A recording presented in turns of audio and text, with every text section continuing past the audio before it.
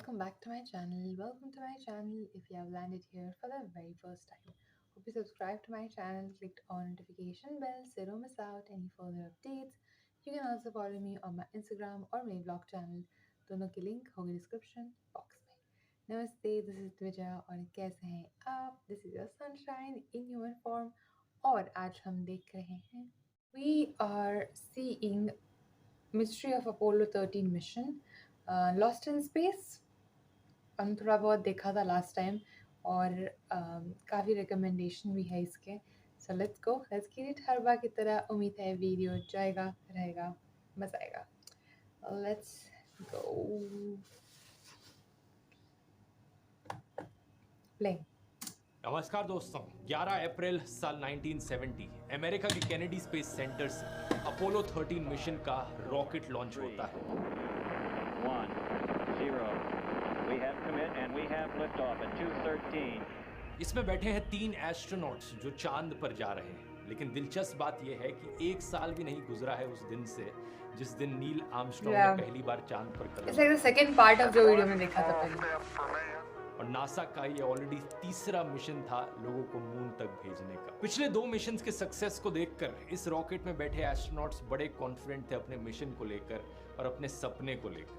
इनका सपना चांद पर कदम रखने का. लेकिन इस वक्त ये इस बात से बेखबर थे कि इनका ये सपना कभी हकीकत नहीं बनेगा. 13 अप्रैल साल 1970 जब इनका स्पेसक्राफ्ट धरती से करीब 3,30,000 किलोमीटर दूर था, अचानक से इन्हें एक धमाके की आवाज सुनाई देती है. एक बहुत बड़ा धमाका जिससे पूरा स्पेसक्राफ्ट हिल जाता है. कुछ ही सेकंड्स के अंदर दसों वार्निंग लाइट्स और अलार्म्स बजने लगते हैं, बड़ी तेज.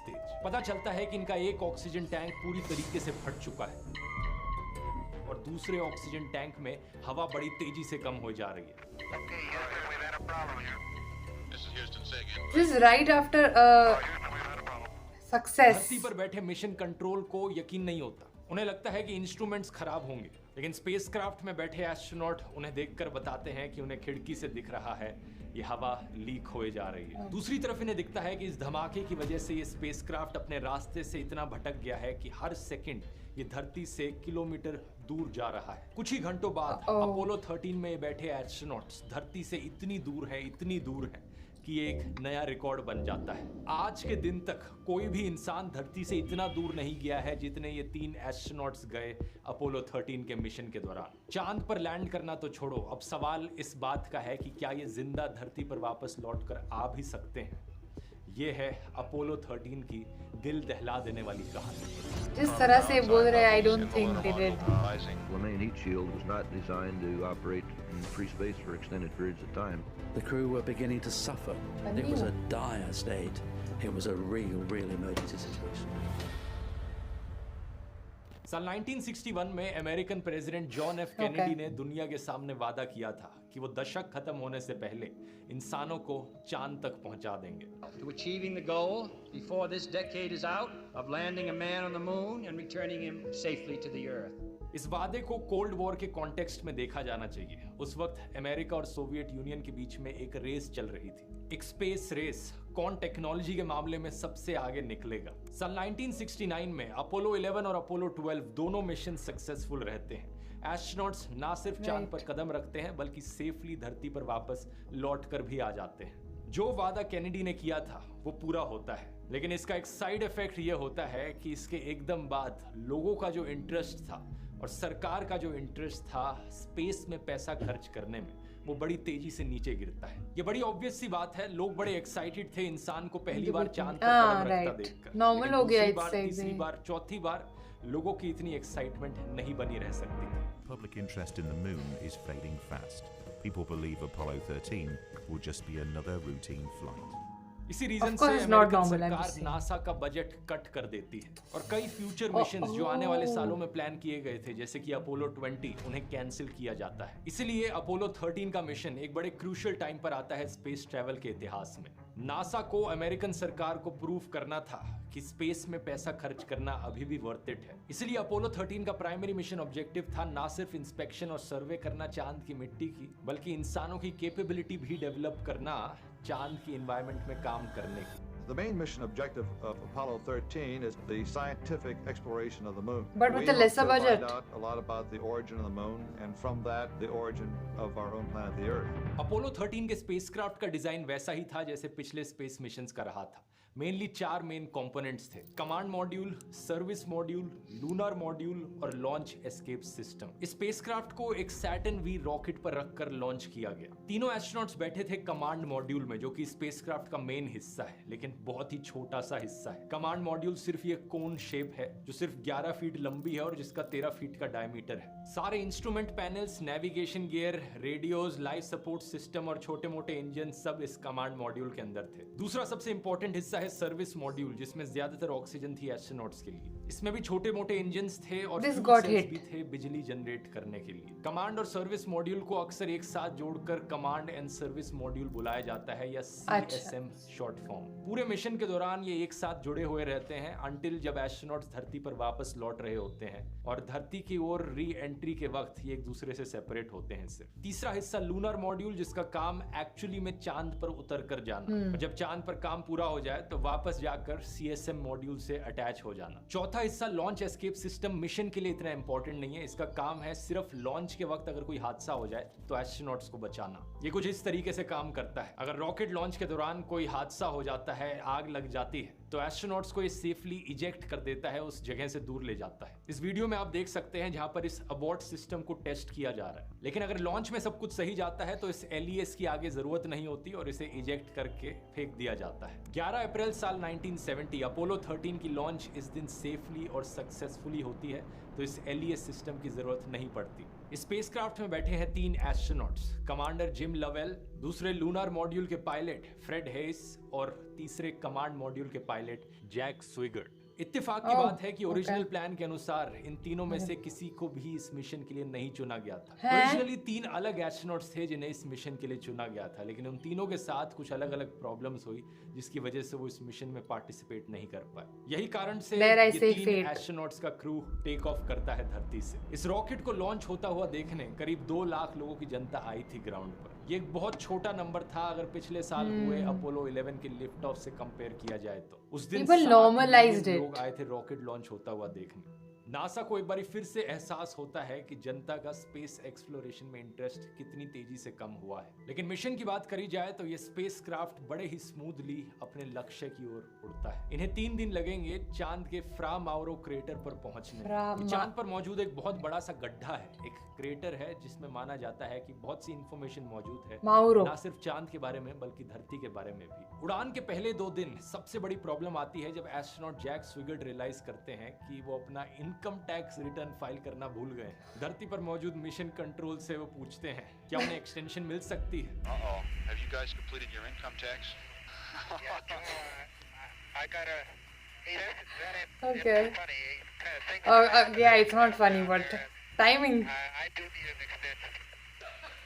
I didn't get mine filed. I'm really serious. वहाँ हंसते हंसते उन्हें जवाब मिलता है कि मिल सकती है 60 डे की एक्सटेंशन उन्हें। इस कॉन्वर्सेशन से पता चलता है कि सब कुछ सही जा रहा था। पहले 2 दिन किसी भी तरीके की अड़चने नहीं आई मिशन में। मिशन के 46 आवर्स 43 मिनट्स पर कैप्सूल कम्युनिकेटर जो ड्यूटी पर थे उस वक्त वो कहते हैं कि स्पेसक्राफ्ट बहुत ही अच्छी शेप में है और हम यहाँ बैठे बैठे बोर हो रहे हैं। This Apollo Control at 46 hours 43 minutes. Spacecraft's in real good shape as far as we're concerned, Jim. We're aboard the chairs down here. चीजें इतनी स्मूथली चल रही थी कि लोग बोर हो रहे थे। वैसे सुनकर आपको बहुत अजीब लगेगा, लेकिन अपने आप को इंटेंशनली बोर होने का समय देना एक बहुत ही अच्छी चीज है मेरी राय में। मेरा मानना है कि अगर आपको अपनी प्रोडक्टिविटी और क्रिएटिविटी को मैक्सिमाइज करना है तो दिन में कुछ समय आपको खाली छोड़ना पड़ेगा। खाली समय जहाँ पर आप लिटरली कुछ नहीं कर रहे, बस बोर हो रहे हो। ये चीज माइंड को रिलैक्स करने के लिए बहुत जरूरी है, स्पेशली आज के जमाने में कि 5 सेकंड भी कोई आदमी बोर होता है तो आज के दिन वो अपना फोन निकालकर स्क्रॉल करने लग जाता है। यही एक बड़ा राज है कि मैं अपना टाइम इतनी एफिशिएंटली कैसे मैनेज कर पाता हूँ और इतने सारे वीडियोस आपको कंसिस्टेंटली दे पाता हूँ, वो भी कंटिन्यूअसली ट्रैवल करते करते।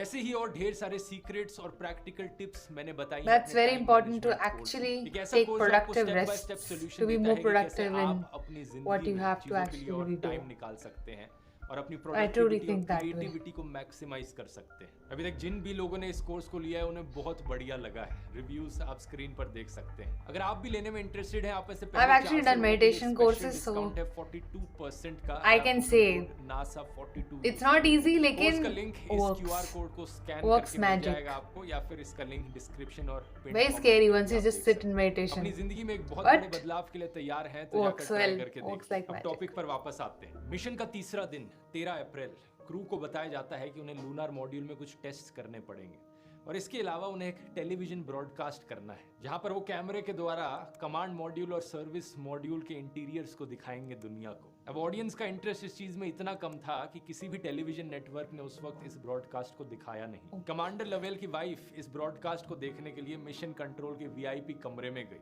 ये टीवी ब्रॉडकास्ट खत्म होने के करीब 6.5 मिनट बाद धरती पर बैठे फ्लाइट कंट्रोलर्स एस्ट्रोनॉट स्विगर्ट को कहते हैं कि ऑक्सीजन लेवल वो एक बारी जाकर चेक करें। इसमें कुछ अनयूजुअल नहीं था, ये बस एक रूटीन चेक था सर्विस मॉड्यूल में मौजूद ऑक्सीजन टैंक्स का। और जैसे ही ये चेक हो रहा था, अचानक से एक बहुत बड़ा धमाका होता है। ढेरों वार्निंग लाइट्स और अलार्म्स बजने लग जाते हैं। जैसा मैंने वीडियो के शुरू में बताया था, स्पेसक्राफ्ट में बैठे एस्ट्रोनॉट्स को एक बड़ा झटका भी लगता है। कमांडर लवेल मिशन कंट्रोल को संपर्क करके कहते हैं, Houston, we have had a problem. पता चलता है ऑक्सीजन का एक टैंक पूरी तरीके से खत्म हो चुका है और दूसरे टैंक में ऑक्सीजन बड़ी तेजी से नीचे गिर रही है। धरती पर बैठे mission What could control have को hit पहले it, लगा था if कि so? इंस्ट्रूमेंट्स गलत दिखा रहे होंगे, लेकिन यही सच्चाई होती है। सभी लोगों को अर्जेंटली एक्शन लेने की जरूरत थी अगर इन एस्ट्रोनॉट्स की जान को बचाना था तो। जो टीवी चैनल्स इस मिशन को बोरिंग बताकर खबरों में नहीं दिखा रहे थे, अब अचानक से ये न्यूज हेडलाइन बन जाती है। Apollo 13 to the moon is in serious jeopardy this morning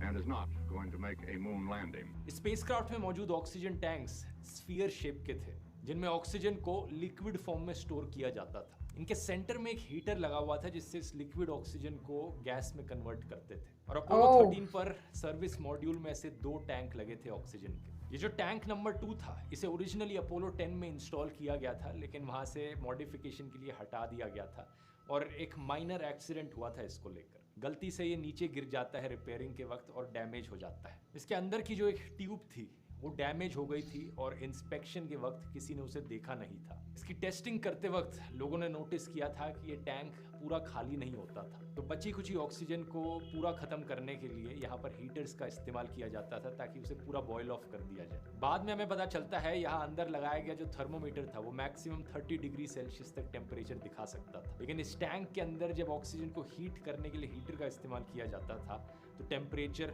538 degree Celsius तक भी पहुंच जाता था। Okay, my subtitles are on, so I kind of knew beforehand. दिखती ही नहीं थी। इसी एक्सट्रीम हीटिंग की वजह से इस टैंक के अंदर लगी जो इलेक्ट्रिकल वायर्स थी उनकी इंसुलेशन डैमेज हो गई थी। मिशन के शुरू होने से पहले नासा के मैनेजर्स और इंजीनियर्स ने इस टैंक की जांच पड़ताल करके इस टैंक को अप्रूव किया था, लेकिन वो इस अंदर के डैमेज को देख नहीं पाए थे। और इसी की वजह से अपोलो 13 के मिशन के दौरान जब रूटीन चेक किया जा रहा था इस टैंक का तीसरे दिन पर, और उन इलेक्ट्रिक वायर्स की वजह से एक स्पार्क होता है, ये टैंक फट जाता है। चांस की बात थी कि ये टैंक स्पेसक्राफ्ट के बाहर की तरफ लगा हुआ था। अगर ये स्पेसक्राफ्ट के अंदर लगा होता और वहां फटता तो इंस्टेंटली ये सारे एस्ट्रोनॉट्स मारे जाते, लेकिन क्योंकि ये बाहर लगा था तो एक्सप्लोजन बाहर की तरफ हुआ और सर्विस मॉड्यूल में सिर्फ 13 फुट का एक पैनल डैमेज हुआ। इसके अलावा और क्या कुछ डैमेज हुआ था स्पेसक्राफ्ट में, एस्ट्रोनॉट्स इतने श्योर नहीं। अब सभी को एक बहुत बड़ा फैसला लेना था, धरती पर वापस लौटने का कौन सा रास्ता लिया जाए। फास्टेस्ट तरीका धरती पर वापस लौटने का था कि स्पेसक्राफ्ट को उल्टा घुमा लिया जाए,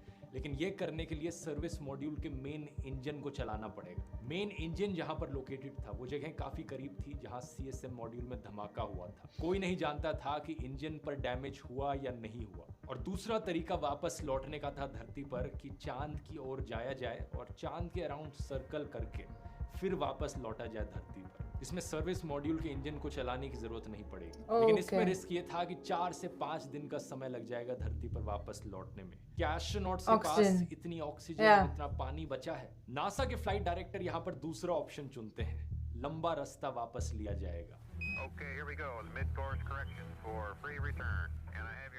एस्ट्रोनॉट्स को कहा जाता है कि CSM मॉड्यूल को शट डाउन कर दें वो इमीडिएटली, और वापस लौटते समय वो लूनार मॉड्यूल को एक लाइफ बोट की तरह इस्तेमाल करें। ये डिसीजन काफी सेफ ऑप्शन था, लेकिन इसमें भी कई प्रॉब्लम्स थी। लूनार मॉड्यूल को इस तरीके से डिजाइन किया गया था कि उसमें 2 एस्ट्रोनॉट्स बैठ पाएं करीब 20 घंटे के लिए, क्योंकि जैसा मैंने आपको बताया उसका ओरिजिनल पर्पस था चांद पर लैंड करके वापस CSM मॉड्यूल से अटैच हो जाना। लेकिन अब यहाँ पर एक्सपेक्ट किया जा रहा था कि ये 3 लोग बैठेंगे उस लूनार मॉड्यूल के अंदर 4 से 5 दिन तक। लूनार मॉड्यूल के इंजन्स को भी इस तरीके से डिजाइन नहीं किया गया था कि उन्हें बार बार फायर किया जा सके, तो ये भी कई मायनों में बहुत ही रिस्की चीज करी जा रही थी। अपनी सप्लाईज और एनर्जी बचाए रखने के लिए एस्ट्रोनॉट्स को कहा जाता है कि स्पेसक्राफ्ट में मौजूद सारे नॉन एसेंशियल सिस्टम्स को शट डाउन कर दें, इंक्लूडिंग जो हीटर्स लगाए गए हैं उसके अंदर। बिजली बचाना बहुत जरूरी है यहाँ पर। इस प्लान के अनुसार एस्ट्रोनॉट्स लूनार मॉड्यूल में बैठ जाते हैं और पहली बार लूनार मॉड्यूल के इंजन्स को फायर किया जाता है। जब इंजन को चालू किया जाता है तो उसे बर्न कहा जाता है।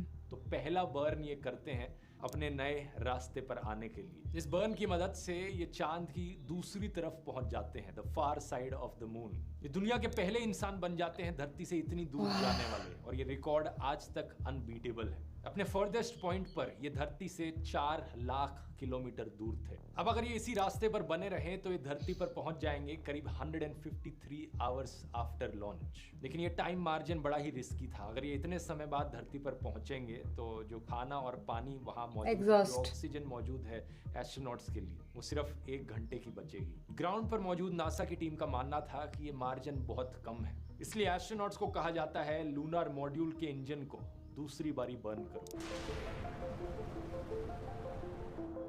पहले मिशन कंट्रोल में बैठे इंजीनियर्स ने बहुत सारी कैलकुलेशंस करी थी ये पता लगाने के लिए कि लूनार मॉड्यूल का इंजन ये दूसरा बर्न हैंडल कर भी पाएगा या नहीं। ये कैलकुलेशंस सही प्रूव होती हैं जब दूसरा बर्न किया जाता है, जिसकी मदद से 153 आवर्स का फ्लाइट टाइम अब 143 आवर्स पर आ जाता है। 11 घंटे का मार्जिन ऑफ सर्वाइवल। इससे पहले कि एस्ट्रोनॉट्स रिलैक्स होकर बैठ पाए, एक दूसरी बड़ी प्रॉब्लम सामने आती है, कार्बन डाइऑक्साइड की हाई कॉन्सेंट्रेशन। इन स्पेसशिप्स में दोस्तों ऑक्सीजन टैंक्स होने के अलावा कार्बन डाइऑक्साइड को हटाने के लिए लिथियम हाइड्रोक्साइड के कैनिस्टर्स होते हैं। जब एस्ट्रोनॉट्स सांस लेते हैं अंदर ऑक्सीजन, मुंह से कार्बन डाइऑक्साइड निकलती है।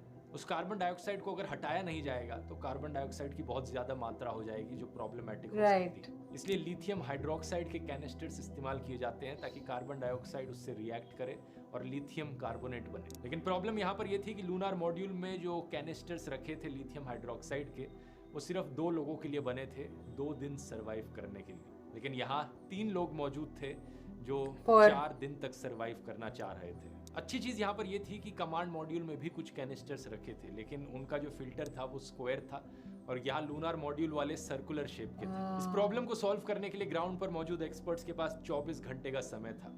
एस्ट्रोनॉट्स स्पेसक्राफ्ट से कम्युनिकेट करके बताते हैं कि उनके आसपास क्या क्या चीजें मौजूद हैं। प्लास्टिक बैग्स, कार्डबोर्ड, कुछ सूट के होजेस, कुछ डक्ट टेप, कुछ ऐसा बनाया जाए जिससे इस प्रॉब्लम का सोल्यूशन निकाला जा सके। और कुछ ही घंटों बाद एक्सपेरिमेंट करने के वो एक कॉन्ट्रैप्शन बनाते हैं जिससे ये सब काम कर सके। स्टेप बाय स्टेप इंस्ट्रक्शंस देने के बाद एक नया डिवाइस बनाया जाता है वहाँ मौजूद चीज़ों से, जिससे कार्बन डाइऑक्साइड का लेवल वापस नीचे गिरता है। कमांडर लोवेल अपनी किताब लॉस्ट मून में बताते हैं कि the contraption wasn't very handsome but it worked. जो चीज़ इन्होंने बनाई थी वो कुछ ऐसी दिखती थी। इस पूरे रेस्क्यू मिशन में छोटी से छोटी चीज़ का ध्यान रखा जा रहा था। एस्ट्रोनॉट्स को इंस्ट्रक्शन दी जाती है कि दिन में एक आदमी 200 मिलीलीटर से ज्यादा पानी ना पिए, क्योंकि अगर ज्यादा पानी ये पिएंगे तो इन्हें यूरिनेट करने की जरूरत पड़ेगी और ऐसे में इनके पेशाब की क्वांटिटी स्पेसशिप की डायरेक्शन बदल सकती थी। इसलिए इतना कम पानी पीकर ये सरवाइव करते रहते हैं। ये 3 एस्ट्रोनॉट्स टोटल में 14 किलो वेट लूज कर देते हैं। एस्ट्रोनॉट हेज को तो एक यूरिनरी ट्रैक्ट इन्फेक्शन भी हो जाता है। 4 दिन बाद जब अपोलो 13 का स्पेसक्राफ्ट वापस धरती की ओर पहुंचता है, एस्ट्रोनॉट्स एक और बर्न करने की जरूरत पड़ेगी। इनकी कैलकुलेशंस में इन्होंने लैंडर पर मौजूद कूलिंग वेपर को अकाउंट में नहीं लिया था। इसकी वजह से पूरा स्पेसक्राफ्ट रास्ते से भटक रहा था। कमांडर लोवेल एक और बर्न करते हैं लूनार मॉड्यूल का, जिससे स्पेसक्राफ्ट वापस ट्रैक पर आता है। थैंकफुली ये स्पेसक्राफ्ट तीसरे बर्न को भी सहन कर पाता है, इवन दो इस लूनार मॉड्यूल को सिर्फ एक बर्न करने के लिए बनाया गया था। पूरी दुनिया अब दिल थाम के न्यूज चैनल्स को देख रही थी और एस्ट्रोनॉट्स के धरती पर वापस लौटने का इंतजार। एस्ट्रोनॉट के फैमिली मेंबर्स और दोस्त सब साथ में बैठकर टीवी पर इसे होता हुआ देख रहे थे। अब सबसे बड़ा सवाल इस बात का था, जब ये टूटा हुआ स्पेसक्राफ्ट धरती की एटमॉस्फेयर में एंटर करेगा, जो हीट इम्पैक्ट देखने को मिलेगा, क्या ये स्पेसक्राफ्ट सस्टेन कर पाए? क्या एस्ट्रोनॉट्स अंदर बैठे जिंदा बच पाएंगे? इस चीज के लिए एस्ट्रोनॉट्स को लूनर मॉड्यूल से वापस कमांड मॉड्यूल में लौट जाना था, क्योंकि सिर्फ कमांड मॉड्यूल ही धरती के अंदर री एंट्री के लिए बनाया गया था। जैसे ही ये कमांड मॉड्यूल धरती के एटमॉस्फेयर से गुजरता है, एक कम्युनिकेशन ब्लैकआउट हो जाता है। ये चीज होनी नॉर्मल बात थी, क्योंकि हवा की आयनाइजेशन से जो रेडियो वेव्स हैं वो ब्लॉक हो जाती हैं और कम्युनिकेशन नहीं हो सकता ग्राउंड पर मौजूद नासा के एम्प्लॉयज और स्पेसक्राफ्ट में बैठे एस्ट्रोनॉट्स के बीच। आमतौर पर ये कम्युनिकेशन ब्लैकआउट 2 से 3 मिनट के लिए होता है। एक्सपेक्ट किया जा रहा था कि यहाँ का कम्युनिकेशन ब्लैकआउट मैक्सिमम 3 मिनट के लिए होगा। 3 मिनट पूरे होते हैं, लेकिन कोई जवाब दूसरी तरफ से सुनाई नहीं देता। 10 सेकंड गुजर जाते हैं, 30 सेकंड, 60 सेकंड, 4 मिनट बाद भी स्पेसक्राफ्ट की तरफ से कोई कम्युनिकेशन वापस नहीं आया। क्या एस्ट्रोनॉट्स जिंदा बच पाए या नहीं? 4 मिनट 27 सेकंड बाद फाइनली दूसरी तरफ से कम्युनिकेशन आती है। फाइनली पर देख रही जनता की जान में जान आती है। तीनों के तीनों एस्ट्रोनॉट्स जिंदा बच गए हैं। कमांड मॉड्यूल पर पैराशूट डिप्लॉय होता है और वो पैसिफिक ओशन के अंदर धीरे से जाकर गिर जाता है। मैं एक्सपेक्ट नहीं कर रही थी ये with the whole script. I was expecting a bad ending. Glad. ये तीनों एस्ट्रोनॉट्स खुशी-खुशी घर वापस लौटते हैं। हालांकि ये मिशन फेल रहा, इन तीनों में से किसी भी एस्ट्रोनॉट ने चांद पर कदम रखा नहीं, लेकिन फिर भी अपोलो 13 का ये मिशन इतिहास के पन्नों में अपनी जगह बना लेता है। अपोलो 13 के इस ऐतिहासिक रेस्क्यू मिशन और एस्ट्रोनॉट्स की बहादुरी को दर्शाते हुए इस पर कई किताबें लिखी जाती हैं और फिल्में बनती हैं। इस इंसिडेंट में इन्वेस्टिगेशन के बाद कई सारे सेफ्टी मेजर्स अडॉप्ट किए जाते हैं नासा के द्वारा, जिससे कि आगे आने वाले फ्यूचर के मिशंस में ऐसा कोई हादसा दोबारा नहीं देखने को मिलता। अपोलो 13 के बाद अपोलो 14, अपोलो 15, अपोलो 16 और अपोलो 17 सारे मिशंस सक्सेसफुल रहते हैं। 7 दिसंबर 1972 अपोलो 17 आखिरी मिशन होता है नासा का अपोलो प्रोग्राम में। इसमें बैठे एस्ट्रोनॉट्स 3 दिन बिताते हैं चांद के सरफेस पर, और यह आखिरी बार था आज के दिन तक जब इंसान चांद पर गए। क्या कारण इसके पीछे? इस सवाल का जवाब आपको मिलेगा मेरे अपोलो 11 वाले वीडियो में। इस वीडियो में मैंने नील आर्मस्ट्रॉन्ग के मिशन को डिस्कस किया है, यहाँ क्लिक करके आप देख सकते हैं। बहुत बहुत धन्यवाद। ओह माय गॉड, जान में जाना ही मेरी भी। मैंने तो ऐसे सोच के बैठी थी in between the video I guess कि प्रोबेबली ये नहीं बचने वाले, and that's just what's going to happen. Sad I was, but oh thank God ये सक्सेसफुल नहीं हुआ मिशन, लेकिन वो सक्सेसफुली वापस तो आ गए। और इतना सब कुछ, मतलब इतने सारे रूल्स एंड रेगुलेशंस उसके बाद लागू हुए होंगे जिसकी वजह से ये आगे नहीं होगा फ्यूचर में। And like you said, the bravery of and also the mind, जो ऐसी सिचुएशन में काम करना उस time when I think a lot of people might just be like okay कुछ नहीं होने वाला अभी, या फिर तुम्हारा दिमाग बंद हो जाता है, फ्लाइट और fight mode, right, when we are very anxious और we just go into a panic mode. But then to have like a sense of working उस टाइम पे, it's something to actually upload.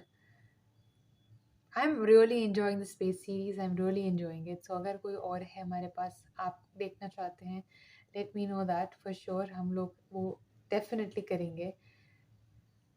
I'm glad we actually gave this a try, क्योंकि मुझे आज तक इतना अच्छा ही लगा था। You have no idea, मेरे मास्टर्स में मेरे सामने ही एनिमेशन और एस्ट्रोनॉमी डिपार्टमेंट था। I never really put my foot there. उसके बाजू में food and nutrition था, and I was there all the time. Though mine was human genetics. I didn't do food and nutrition. I don't know why. अभी मुझे लग रहा है if at all I get a time to go back in time again and do my masters again, I would probably not do it in human genetics. I will go back to food and nutrition. Probably would have helped me out जब जहाँ पे अभी मैं हूँ. But who knew I'm going to be coming here in my life? I had no idea of this. This was not planned. It's okay. Everything happens for a reason. और जो अच्छा हुआ, I have no complaints. But अच्छा होता अगर मैं food and nutrition में करती, because मैं वही रहती थी. I tell you, वो अपने practicals में सुखड़ी और सब sweets बनाते थे गुजराती, मैं खाने पहुंच जाती. I had a best friend there. So yeah, I had no interest. I had friends in these departments as well, but I had no interest to go and see. but now I'm actually trying to get to know this many things. It's very interesting. कोई बात नहीं, देर आए दुरुस्त आए. I really enjoyed this video. I hope you did too. And if you have more recommendations for this, let me know. A lot of you guys have been asking Nitish Rajput के videos के लिए. उनके videos बहुत similar topic पे है जो यहीं पे भी हमने देखे हुए. You want me to see the same topics that Dhruv has already covered, या फिर you want me to do something else? Let me know which video of his you want me to do. बहुत सारे videos हैं उनके पास. फिर मैं वो video करूँगी और बोलूँगी यार ये वाला वीडियो नहीं करना था. तो उससे अच्छा बोल दो कौन सा वीडियो चाहिए उनका, तो I can give it to you guys next time. I don't mind doing his videos. अगर हमें मज़ा आ रहा है, हम कर रहे हैं, हम कुछ नॉलेज हासिल कर रहे हैं उससे, and at the same time you also enjoying it with me, why not? We will do it. I will see you guys next time. Bye very slow.